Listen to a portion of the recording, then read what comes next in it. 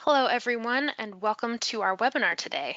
The topic for today's webinar is How Green is Blue Hydrogen? Study finds hydrogen produced with CCS produces high emissions. This webinar is presented by Clean Energy Group. Before I pass it over to our presenters for today's webinar, I'd like to go over a few quick webinar logistics. All of our attendees for today's webinar are in listen-only mode. You have a couple of options to join the audio portion of today's webinar. You can call in via telephone, or you can connect using a computer, mic, and speakers. If you'd like to minimize your webinar console so that you can view the presentation full screen, you can do that by clicking on the orange arrow that you see circled on your webinar console. And you can also click on that orange arrow to expand your webinar console. One thing that you might like to do with your webinar console is to type in your questions and your comments. We'll be saving about 15 minutes or so for a Q&A with the audience following our presentation. We'll get to as many questions as we can, but do make sure that you type your questions and comments in early to make sure that we get to them, as we do have a lot of people registered today and we're expecting to have a lot of questions.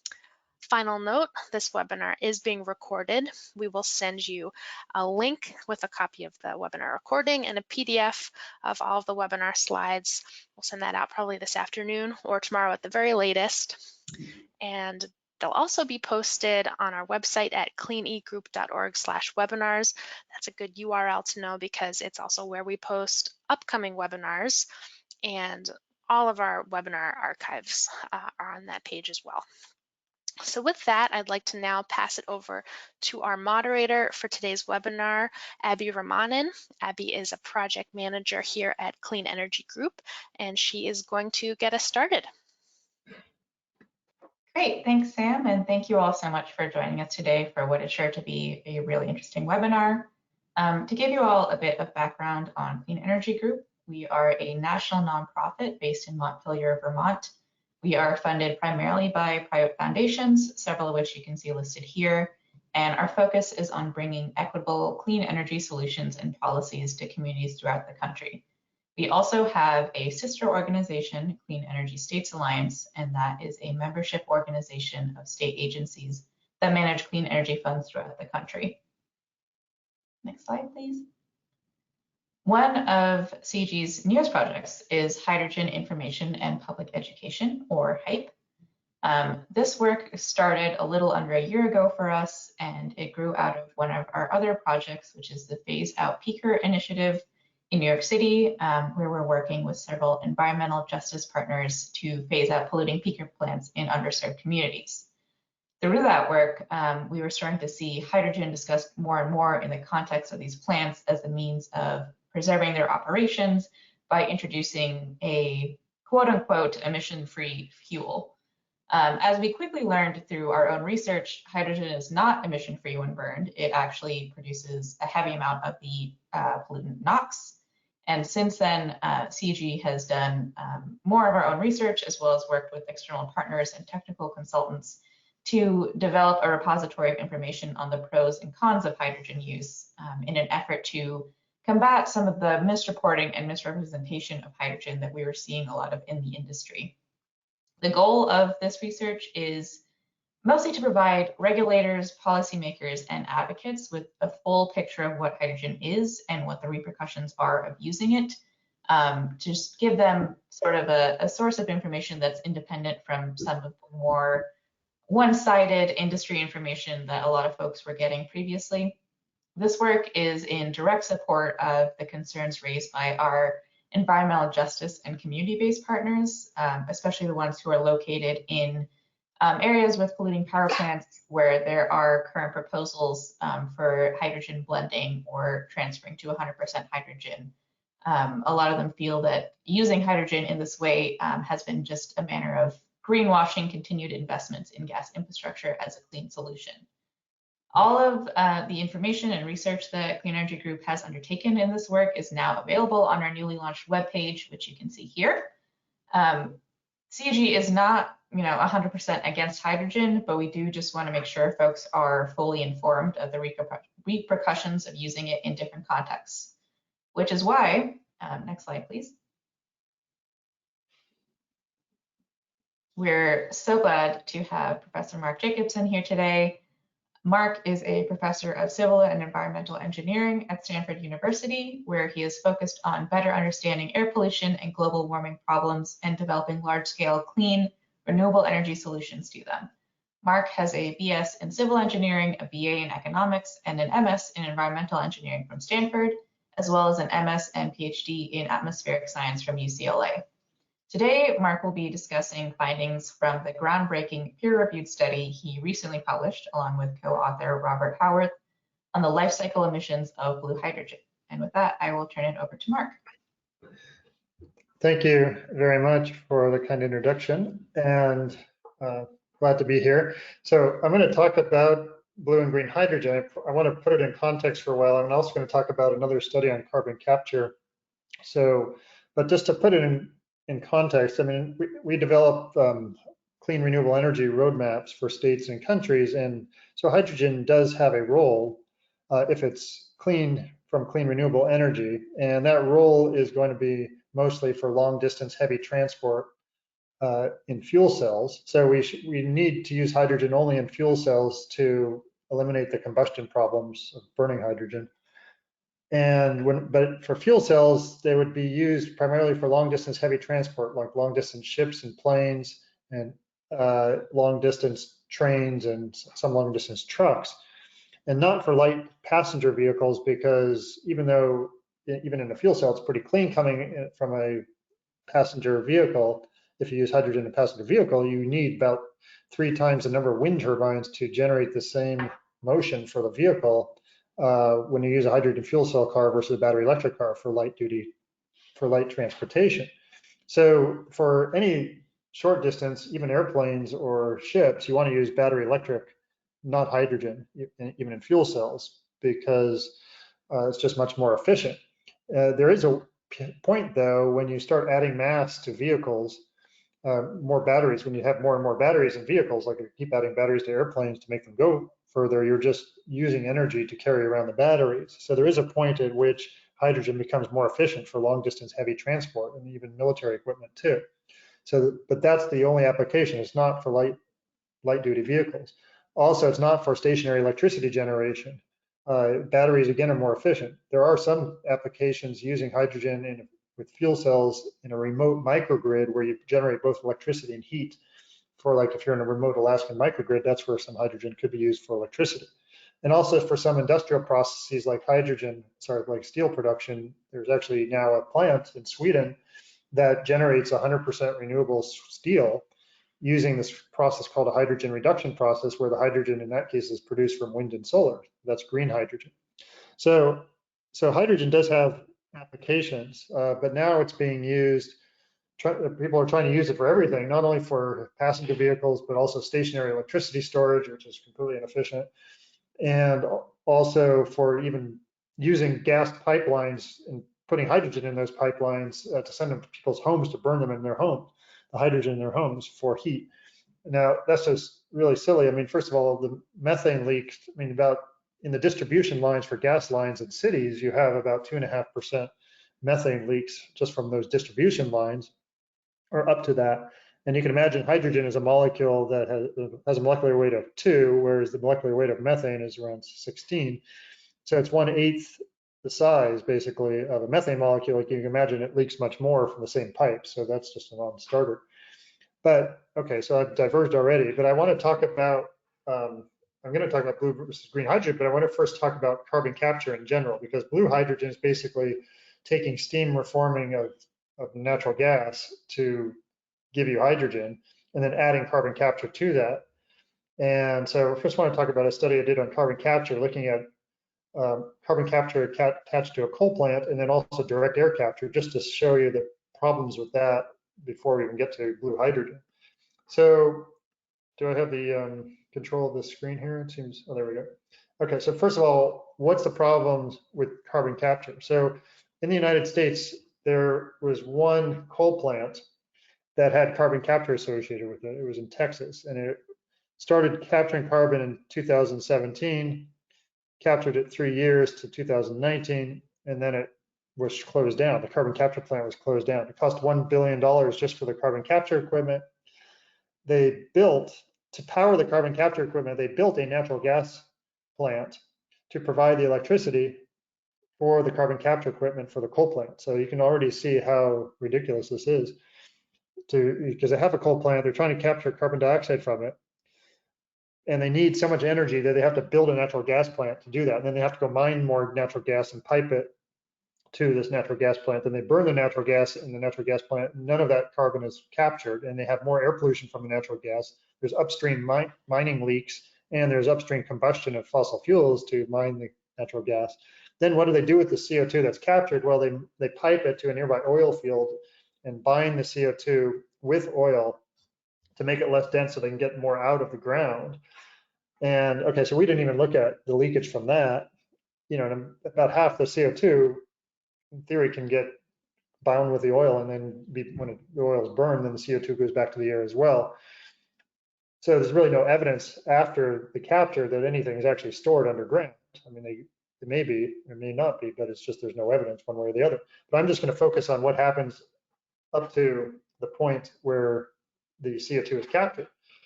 So in this plant, here's some data. Well, I have the first year of data. So the second and third year were a little bit better. The first year data, the capture rate was only 55% from the plant itself, from the coal plant. The average over 3 years, it turned out to be 70%. So these numbers are a little low compared to what the average for 3 years, but it's actually, it's pretty close. It's not going to be that much different because most of the emissions are upstream emissions anyway. They're not from the capture. But anyway, let's look at the 20-year time frame. The emissions, these are CO2 equivalent emissions. From the coal mine, you have leakage of methane and you have combustion emissions that result in carbon dioxide. So there are 450, these are all units of kilograms of CO2 equivalent per megawatt hour of electricity generated by the coal plant. So 450 kilograms per megawatt hour CO2 equivalent from the upstream mining of the coal. Then from the coal combustion, there's another 930. So that's around, it's close to 1,400 kilograms of CO2 per megawatt hour. From the stack, 500 in the first year of this operation, 516 kilograms per megawatt hour were captured. So that's a 55% capture rate from the stack, but zero capture rate from the upstream, obviously.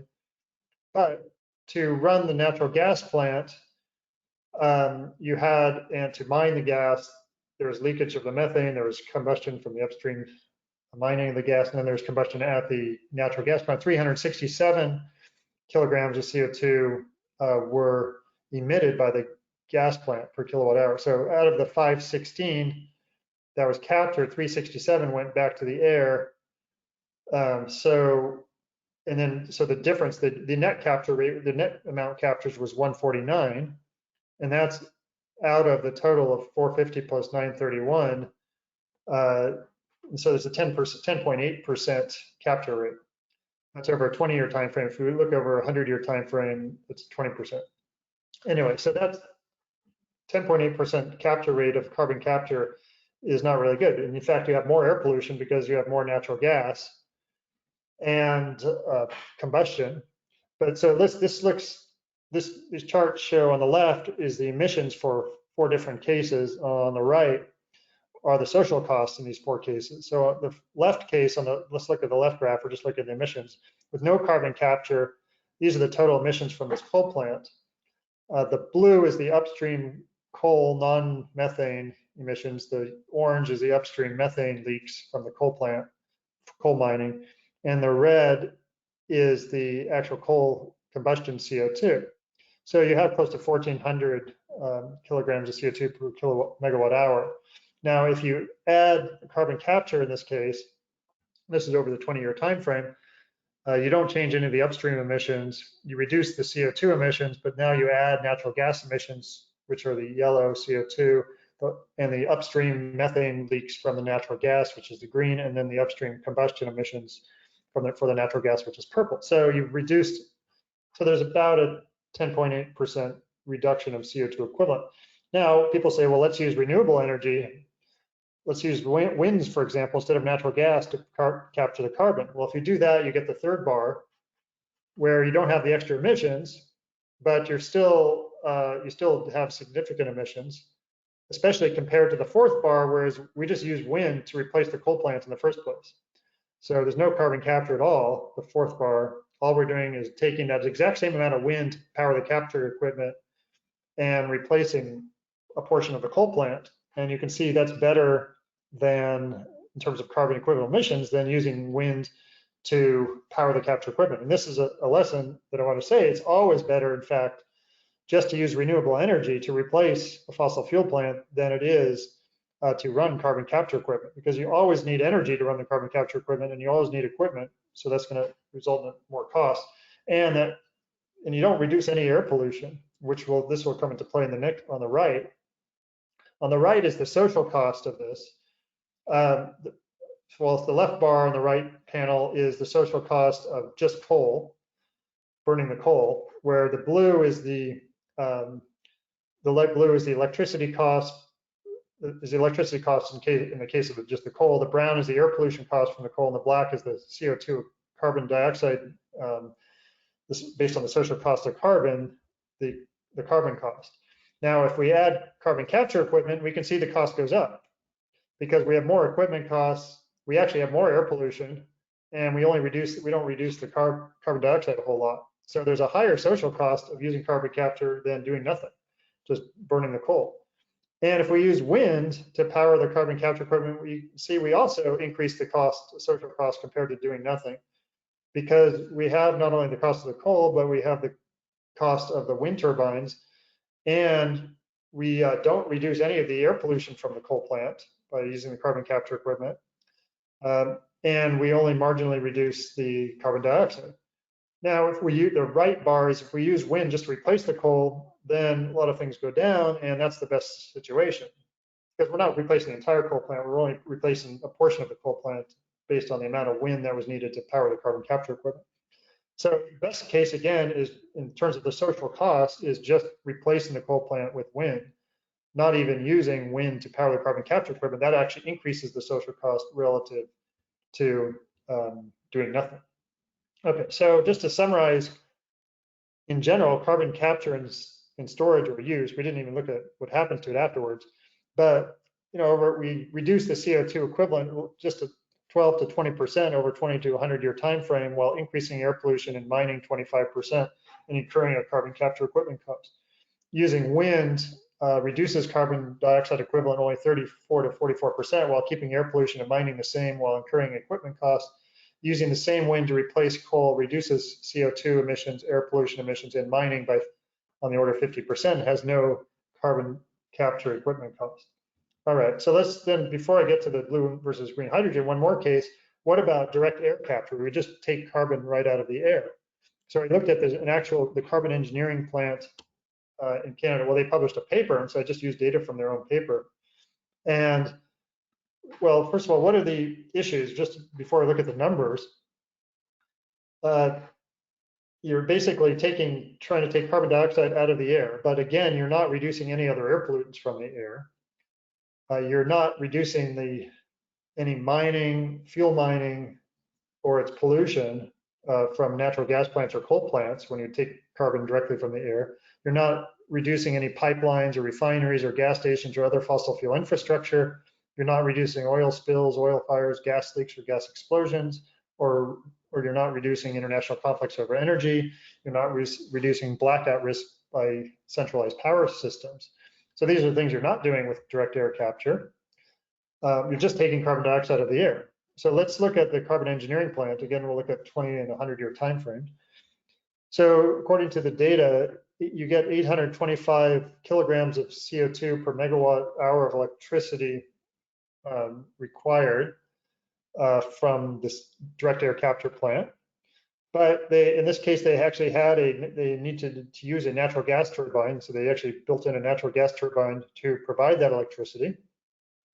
But the upstream, there's natural gas combustion, and there's upstream mining of the gas for that turbine to run the direct air capture equipment. So the upstream mining emissions are 334, and the combustion emissions are 404. So you're basically returning 80, so that you're only capturing a net of 87 kilograms of CO2 per megawatt hour, or 11% of what you're supposed to capture.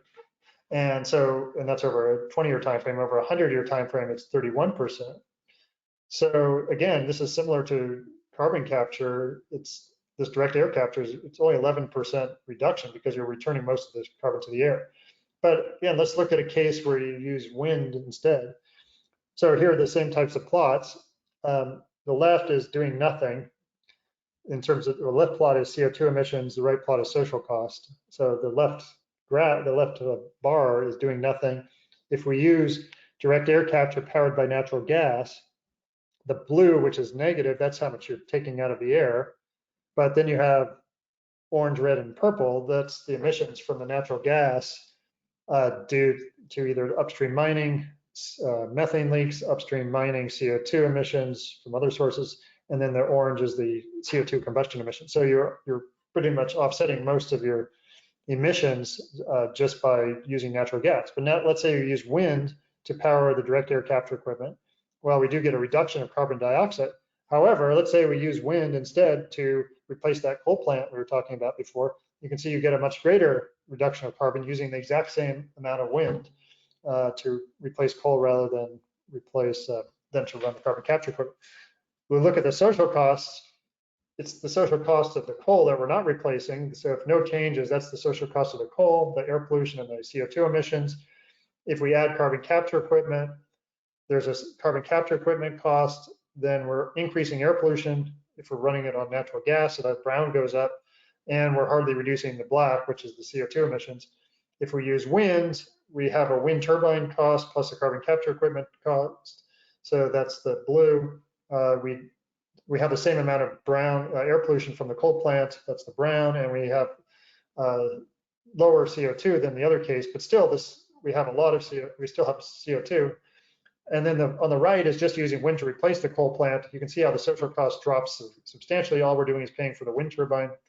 And so basically the bottom line is using direct air capture with natural gas has a 10 times higher social cost than using wind just to replace coal. And using direct air capture powered by wind has a 5 or higher times social cost than using wind. Anyway, so the point again is that direct air capture is pretty useless. And so now let's go to the blue versus gray hydrogen. With all that information about carbon capture and direct air capture in mind, I want to point out, because this will be relevant to one of the assumptions here, is that, okay, that was, in terms of carbon capture, for that plant, the Petronova plant in Texas, there was a 70% capture rate over 3 years, while the Boundary Dam project in Canada, which is also carbon capture with coal, that's a 55% over 5 or 6 years capture rate. And there's another, the Gorgon project, the largest carbon capture project in the world, which is in Australia. That's for a liquefied natural gas plant where the methane, the CO2 is being captured. That over 5 years has a 20% capture rate, and that doesn't even account for the fact that more than that amount of CO2 that's captured is released back to the air to run the carbon capture equipment. So there's probably a 0 capture rate in that case. It's probably actually increasing CO2. So when you have fossil fuel combustion and you're capturing, the rates of capture are anywhere from 20% to 70%. We used, for looking at the case of blue hydrogen, which I'll explain in a minute, we used a 65% capture rate for combustion instead of the low number of 20% or the high number of 70%. So that we think 65% is reasonable. Now, steam reforming of methane to produce hydrogen you have 2 different sources of CO2. You need heat, and you need to burn methane basically to produce high pressure and heat, and that releases CO2. So that's kind of like the carbon capture with the fossil fuel plant. That's, you'd add carbon capture to that if you wanted to, at the same efficiency, at about 65% efficiency. But then also methane is used as a feedstock to produce the hydrogen. And that you get more pure CO2 coming out of that process. And there is one plant in Canada that actually does capture CO2 from a steam reforming of methane facility, the flue gas, and that capture rate is 78%. So it's higher than with just a power plant capture, but we assumed 85%. So we assumed a higher rate than the actual data for that. And so for the SMR process, and we also did a range between 78.8% and 90%. So we think we're pretty conservative in terms of looking at the capture rates for these different processes compared to actual data, because there is no SMR with 85% capture yet. The highest that the data shows is 78.8%, yet we assumed 85%. And yet we're being accused of we should have been used 95% or 98% capture rate for this flue process. Anyway, so steam reforming, so the main 96% of all hydrogen produced today is by steam reforming of methane. And with steam reforming, you basically get 4 molecules of hydrogen for every molecule of methane. And there are 2 waters, so you have methane plus 2 waters gives you 4 molecules of hydrogen plus some oxygen. And we assumed here, so the blue hydrogen is taking the steam reforming basically and adding carbon capture equipment. So in order to capture carbon from steam reforming, you would need to add the carbon capture not only to the flue gas, but also, to the, when you have the feedstock CO2, but also to the combustion CO2. So you need to really have 2 sets of carbon capture equipment. So you can see how already how expensive this is getting. Now there's another process called autothermal reforming, which I'll talk about in the next slide, but let's just focus right here on this steam reforming. In the autothermal reforming, you need even more equipment, but you can at least capture the CO2 from 1 source rather than 2. So there is some benefit there, but you need a lot more equipment, and it's much less efficient overall. But okay, so then we also assumed a leakage rate of because you need methane for steam reforming of methane, and that comes from natural gas mining. And we assumed a leakage rate of 3.5%, but did sensitivities with 1.5 to 4.3%. Now, just to put this in perspective, there are in the US, there are about 1.3 million active oil and gas wells. There are 3.2 million abandoned wells. Worldwide, there are 29 million abandoned wells. Data suggests that 2/3 of the abandoned wells leak worldwide. Now, the 2 largest gas fields in the world are in Turkmenistan. There's a paper that came out in 2019 based on flyovers and satellite data that found that the average leakage rates of the 2 largest wells in the world, these ones in Turkmenistan, are 4.1% just from the well. But you get leaks not only from the wells, but also between the wells and the transmission lines, along the transmission lines. Once you get to the transmission line, it has to go to a processing station where more energy, and by the way, to transport the natural gas in the transmission line, you need methane to compress the natural gas and to create pressure to push the natural gas through. So methane is consumed. Then you have a facility to purify the natural gas, so that energy takes energy there. Then you have leaks there as well. And then you have leaks between the processing station and the end use, in this case, the SMR station. So our leakage rate of 33.5% is really it's not necessarily a leakage rate, it's really a life cycle methane emission rate, which accounts for leaks along this whole process, not just at the well. But as I mentioned, in this 1 well region in Turkmenistan, 4.1% is just the leakage rate at the well. In the US, they do flyovers, there's ranges from 1.5 to 3.5% just at the well as well. But there's emissions along the transmission lines as well. But also you need to count for these wells after they're closed, because after they're closed, abandoned, they're not producing any more energy, but they're still leaking. And so all the leakage rates that you see today are just based on the current leakage rates, not counting for the future leakage rates that are uncontrolled and are the responsibility of the mine owners, and should be accounted for in any accounting of current leakage rates. Anyway, so we use the 3.5%. Some people are saying, oh, well, we should use a 0.02% leakage rate or 0.1% leakage rate or something, some trivial number that's just non-existent. So anyway, I'll show you the results based on the 3.5%. We also did sensitivities on the other. The other thing we assumed is a 20-year global warming potential is our base case. But sorry, I made a mistake. It should have been we also examined a 100-year global warming potential, not 80-year. But the reason is, well, first of all, what is the definition of a global warming potential? It's it's the kind of the average impact of a mass emission at time zero over 100 years of, for example, methane versus carbon dioxide. So it's really looking at the effect of a pulse emission over 100 years. So methane has a 10-year lifetime on average, and whereas carbon dioxide has between 60 and 80 years. So methane has huge impact up front, and then it has diminishing impact as time goes on. Now, first of all, we're interested in, we can see the climate changing and rapidly causing problems today, and this is due a lot to methane, and also black carbon, which is also part of the natural gas process. Black carbon is actually stronger warming, much stronger warming chemical than either methane or CO2. Over a 20-year time frame, it has a global warming potential in the order of 2,000, whereas methane is on the order of 86 for a 20-year time frame.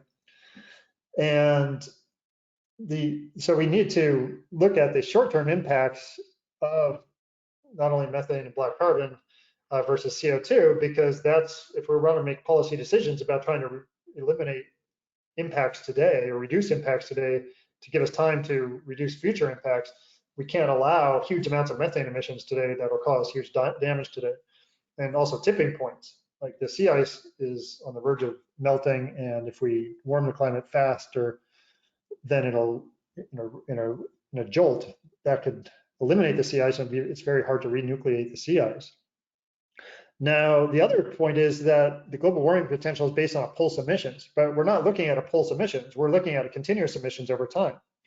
So, if we're going to have SMR versus green hydrogen or some other blue hydrogen versus green hydrogen, for example, we're looking at what's the impact over of continuous emissions over, let's say, 100 years. Well, so if we just look at a pulse emissions from year zero over 100 years, that's the minimum possible effect. That's only the effect of a pulse emissions, but we really need to look at pulse emissions every year for 100 years. So that which gives you basically continuous emissions. So the pulse emissions of year zero over 100 years, the emissions from year one over 99 years, emissions of year two over 98 years, et cetera. By the time we get to year 100, we're still having emissions of methane, and we need to look at the emissions over 1 year. So global warming potential does not replicate, 100-year global warming potential does not replicate the impacts of a continuous emissions over 100 years. In fact, a 20-year GWP better replicates the continuous emissions over 100 years by far than does a 100-year global warming potential. So in fact, a 100-year global warming potential is not the correct metric. It's not even designed to look at continuous emissions. So it's a complete misapplication of using GWPs, because it's not even looking at the application we're doing, which is a continuous emission. 20 years is not perfect, but it's definitely better than 100 years. And also more relevant to looking at the short-term impacts, which we need to mitigate. So, but we did look at 100 years as well. Now, let's look at, before I show you results, what is the difference between autothermal reforming and steam reforming? Well, first of all, autothermal reforming produces only 2 hydrogen molecules per methane molecule, whereas SMR produces 4. So you're going to need, off the bat, you need twice as much methane to get the same amount of hydrogen with autothermal reforming. Now you can improve that because there's carbon monoxide released from autothermal reforming reaction, and if you then add more equipment, so produce steam and react that with carbon monoxide, you can get a little more hydrogen, and so you can end up with a maximum of 2.9 molecules of hydrogen per methane molecule with autothermal reforming. That's still less than 4, so you're going to need 38 to 100% more methane with autothermal reforming. That means 38 to 100% more mining and leaks, upstream combustion emissions, etc., pipelines. So off the bat, this is really a dumb idea, because it's just, you just need more methane. Now, the other thing is autothermal reforming, you need pure oxygen. So how do you get it? You can't just, get it out of the air easily. You need equipment. You need oxygen separation equipment. And that requires equipment cost, and it requires energy. So where are they going to get the energy? Well, they're saying, okay, let's take some of the hydrogen that we're producing, run it in a fuel cell. Okay, already we need more equipment now. We need a fuel cell in addition to the oxygen separation. And from the fuel cell, we can generate electricity to run the the oxygen separation equipment. And then we can use some of the heat to help with the autothermal reforming, because that needs heat. Okay, well, that's a good idea, except you need more equipment. You need a fuel cell, you need the separation equipment. And on top of that, then they do eliminate the combustion CO2 emissions because they're using hydrogen for the energy and the heat, electricity and heat. But they still need CO2 capture because the autothermal reformer does produce a pure stream of CO2, and they do need capture equipment for that. So they need capture equipment, oxygen separation, fuel cell. These are all things not needed in steam reforming. And they need more methane. And so anyways, the bottom line is there's no free lunch here. You're just going to have more upstream emissions from autothermal reforming, and more methane needs, and more mining and drilling and more devastation. I didn't point out that the fossil fuel industry, based on all these wells and pipes and everything, they take up 1.3% of all U.S. land area, and so we're just going to take up more of that. Anyway, so let's just get to the bottom line, then I'm pretty much done. So this is the base case, 20-year global warming potential, 3.5% leakage rate. Gray hydrogen, this is with steam reforming, capturing the carbon, without capturing the carbon is on the left. The CO2 emissions is yellow, the red is methane emissions. Blue hydrogen is capturing the carbon. There's a little less CO2 emissions with the carbon capture, but it's hardly any reduction. And this is just capturing the, it's capturing, there are two blue hydrogen cases. One is where you're capturing the CO2 from just the pure feedstocks CO2 stream, and the other is where you're capturing both from the feedstock and from the combustion emissions. And so there's not much difference. But the fourth bar shows just burning gas, how much CO2 you get. So the blue hydrogen is actually producing more CO2 than burning gas for heat. And then the fifth one is burning diesel oil for heat. And then the sixth one is just burning coal. So there's no real benefit, there's no benefit at all in terms of compared to just burning gas, diesel, or coal of this blue hydrogen. And compared with green hydrogen, which has zero emissions, which is basically using a wind turbine to run an electrolyzer or a solar panel. And now, in fact, they even have a technology that you can have the electrolyzer built into a solar panel. So the only equipment you have is a solar panel that produces hydrogen directly. So that's compared to this big labyrinth of equipment that you need with still having lots of emissions and mining and leaks. It's just a bad idea.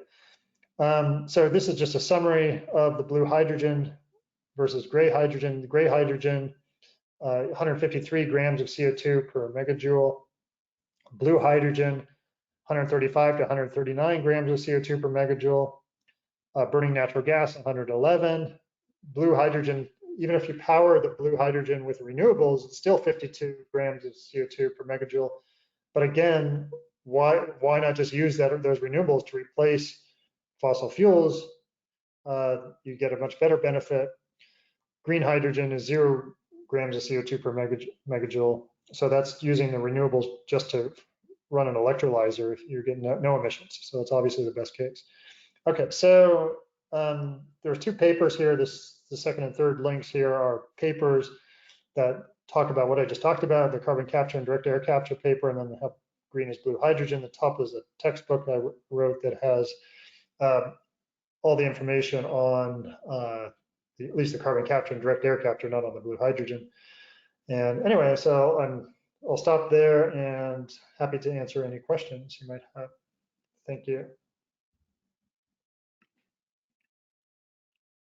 Great. Well, thanks so much, Mark. And we have a lot of questions in the question box. So we'll try and get to as many as we can. And apologies if we don't get to answer all of your questions, but we'll try and get through as many of these as we can. So first off, Mark, I'm sure you've gotten plenty of feedback since the study has been published. And as you've mentioned, one of the most common critiques we have seen, and I'm sure you've seen, is that not all gas operations or CCS projects have as low a success rate or as bad of emissions as indicated in your study. So I'm curious, particularly for the regulatory or advocacy folks who are in the audience who might be encountering these sorts of issues in real time, if you think, is there, an independent vetting or verification process that you think would be best to use for assessing kind of the likely real-world emissions impacts of blue hydrogen projects? Sorry, you're asking me? Yes, yeah.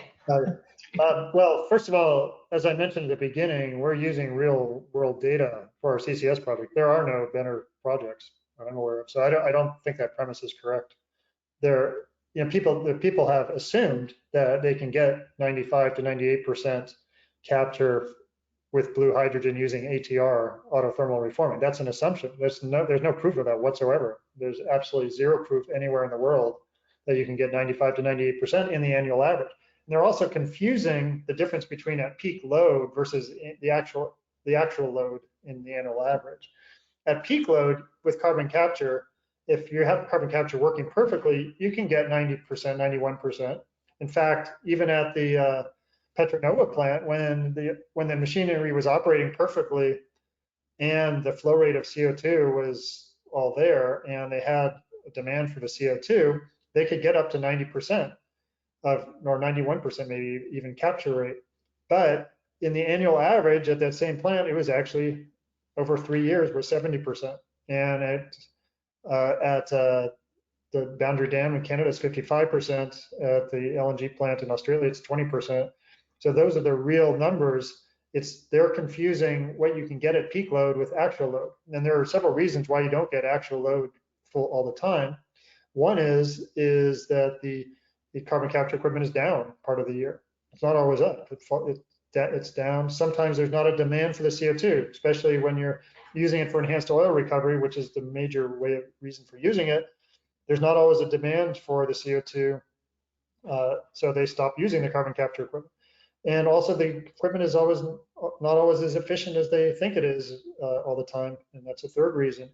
But for whatever reason, they're not actually getting the proclaimed rates in the annual average.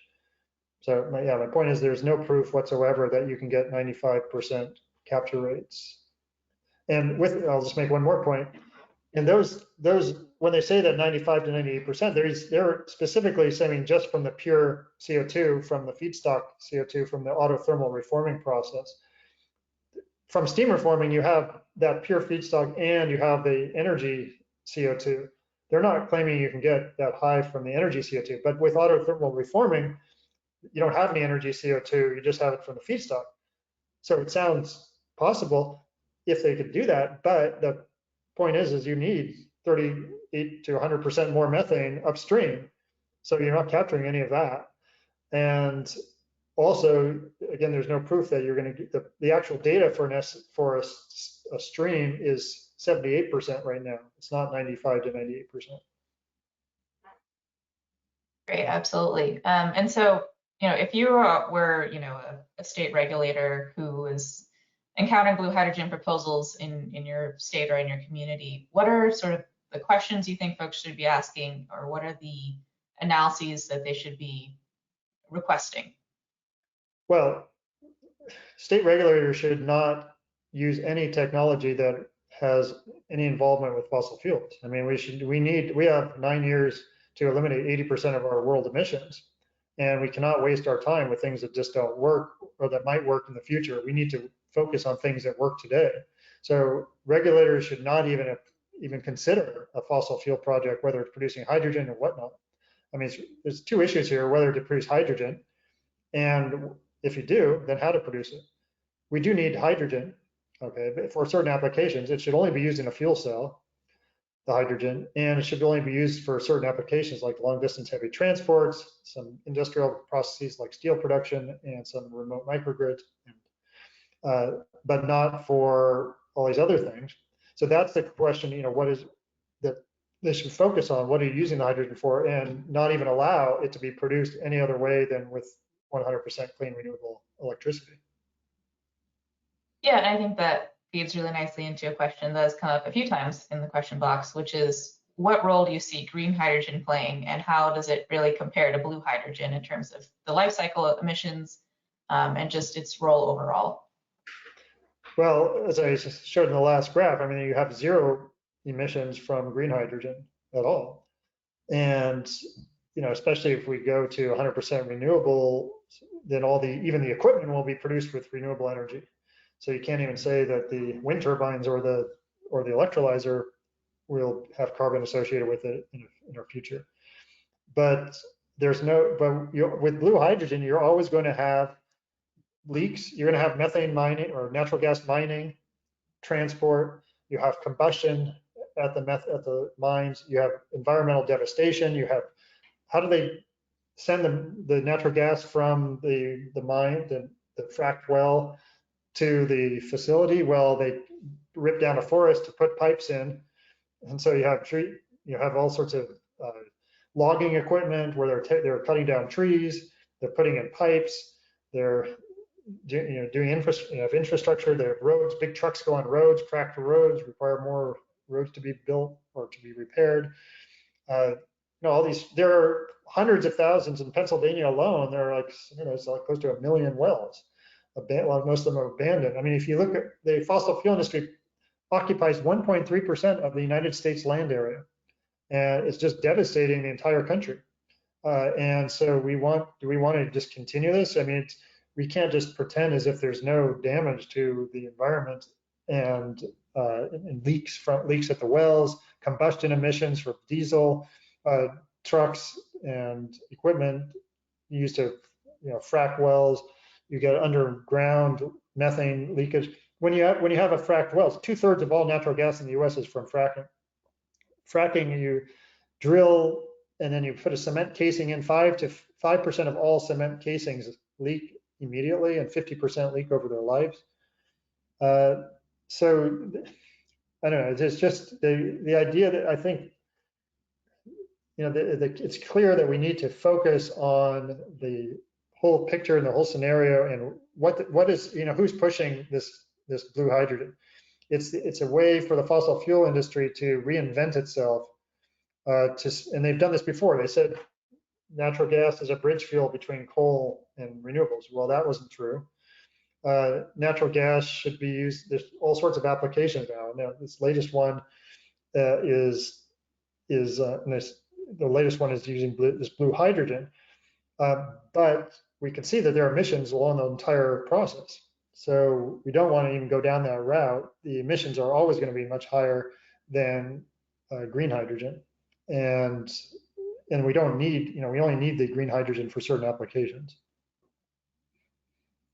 Yeah, absolutely. And I mean, I think you've kind of made your position on this clear, but given your findings, do you think there is a role for direct air capture at all? And if so, what should that role be? And are there areas where those direct air capture projects should be focusing on improving to make them worthwhile or feasible? No, there's no role at all for direct air capture or carbon capture. And I can prove with the IPCC numbers. Okay, according to the 2021 report from IPCC, we do not need either direct air capture or carbon capture. Very clearly, we've had global temperatures are proportional to accumulated carbon dioxide emissions in the atmosphere. According to this latest report, to avoid 1.5 degrees Celsius global warming since 1850 to 1900 average, we cannot emit more than 500 gigatons of CO2 emissions. And we're emitting in 2020, the global emissions rate of CO2, including fossil fuel combustion and land use change, was 40 gigatons. So if we eliminate emissions, such that we eliminate 80% of emissions by 2030, all emissions, and 100% no later than 2050, that will add 340 gigatons of CO2 to the air. We can get up to 500 gigatons without going over 1.5 degree global warming. If we eliminate emissions, we avoid 1.5 degree global warming. So there's no role. We don't need direct air capture or carbon capture. We can stop emissions. That's what we need to focus on, stopping emissions, not these harebrained schemes to try to take carbon out of the air. keep in mind, it's always more expensive. You always need energy, you always need equipment. When you stop emissions, you're doing exactly the same thing as taking carbon dioxide out of the air. When you prevent carbon dioxide from getting in the air, it's exactly the same as taking it out of the air. However, by replacing a coal plant or gas plant with wind or solar, all you need is the wind or solar facility. When you try to take carbon out of the air, you need carbon capture equipment, and you need wind or solar or fossil fuel to run that carbon capture equipment. So you always have an equipment cost, you always have an energy cost, and you don't reduce any air pollution. When you replace coal with renewables, you eliminate air pollution as well. You also eliminate the mining of the coal, the transport of the coal, and gas as well. So in the whole fossil fuel infrastructure, with direct air capture, you're basically perpetuating the fossil fuel infrastructure. You're perpetuating the mining, the pipelines, the storage facilities, everything. And you're not reducing air pollution. You're increasing air pollution because you're using more energy. Most of it is combustion pollution, and you're not reducing any of the coal pollution. So it's just a completely ridiculous idea. Direct air capture is just dumb. It's not necessary. It takes resources away from solving the problem. If we need to solve 80% of the problem and reduce 80% of emissions in 9 years, we can't be wasting time on things that don't work and that don't help or not helpful. So there's no role whatsoever for direct air capture or carbon capture. It's a dumb idea, and it's only perpetuated by basically fossil fuel industry that wants to keep their infrastructure around and just divert attention from what they're doing. Yeah, absolutely. I mean, preaching at the choir here, but I would be curious to hear your thoughts on folks who want to suggest that blue hydrogen is important to be used as a bridge fuel before transitioning certain infrastructure to green hydrogen, and that a lot of the technology that exists right now, while the numbers might not be great, we're investing billions and billions of dollars into R&D for those technologies, and they could get better in the future. Well, a bridge fuel implies that you have something that exists, whereas what you're trying to get to doesn't exist, but it's the opposite. We already have green hydrogen in place and blue hydrogen doesn't exist. So they're just lying. I mean, if anybody says that blue hydrogen is a bridge fuel, they're a liar, because the green hydrogen is already here, so there's no bridge necessary. The steel plant in Sweden is powered by green hydrogen. In the US, there are 5 green hydrogen plants being built. China is building huge numbers of green hydrogen plants right now. So it's just, I mean, it's ridiculous. And just think of how insane this is. To produce green hydrogen in the simplest way now, all you need is one solar panel. And you can actually produce the hydrogen in the solar panel. Well, but most of the green hydrogen will be solar panel plus an electrolyzer. Okay, so most 2 pieces of equipment, but it could be compressed into one, which is being done right now. But with what they're proposing for blue hydrogen, autothermal reforming. You need an autothermal reformer equipment. You need equipment for the steam to produce take carbon monoxide plus water. So that's the second piece of equipment. You need oxygen separation. That's a third piece of equipment. You need a fuel cell. That's a fourth piece of equipment. You need the carbon capture equipment. That's 5 pieces of equipment. On top of that, you need pipelines from the refining station to the autothermal reforming station. You need more gas wells. You need more pipes from the gas wells to the purification station. And you need then you need more pipes for the CO2 to take it somewhere. We haven't even talked about what happens to the CO2 after. Most of it goes to just getting more oil out of the ground. So how many pieces of equipment have I talked about versus a solar panel? In the best case, it's just having one solar panel to produce that same hydrogen with no emissions, no CO2. It's just insane, and anybody who's trying to sell this is just, just misleading the public. Great. Well, we also had a few questions that are specific to the study that you shared. One thing that folks are wondering is just how you ended up calculating the social cost of carbon, or where you got that figure or source. Well, it's published in our 2019, several papers of our 2019 paper. It's calculated based on, all the references are there. There's a range. It's like it's 2050 social cost of carbon. It's about $500 per ton of CO2, but there's a range as well. And that's extrapolated today, it's around 200 and something, and that's extrapolated to 2050. Got it. And then one more question was, given that since wind is an intermittent power source, whereas gas-based generation is not, how is that accounted for in the comparisons between wind-only generation versus gas? Are you talking about the carbon capture case? Yeah. Well, actually, it's very convenient to have an intermittent resource producing hydrogen with electrolysis, because if we transition to entirely renewable energy, we'll have a lot of intermittent wind and solar. So right now, if you have too much wind or solar, it's usually shed. You're curtailed. So it's wasted. But instead of wasting it, if we use it at those times to produce hydrogen, to electrolyze the water to produce hydrogen, you're actually producing energy with that excess wind or solar. And because you're not using it as frequently, let's say you're using it continuously for 10 years. Well, if we're using it at full load, let's say it has a 10-year life, the electrolyzer has a 10-year life. Well, if we're using only at half the time, that extends the life to 20 years at half the load. So you can actually, the cost of the equipment stays similar because you have a longer lifetime when you're not using it so much. So it actually works perfectly well with an intermittent system to use the excess electricity to produce hydrogen. Got it. We're getting close to the top of the hour, so I'll just try and fit in one more question here. Are the concerns for carbon sequestration of hydrogen production any different from carbon sequestration for other electricity production sources?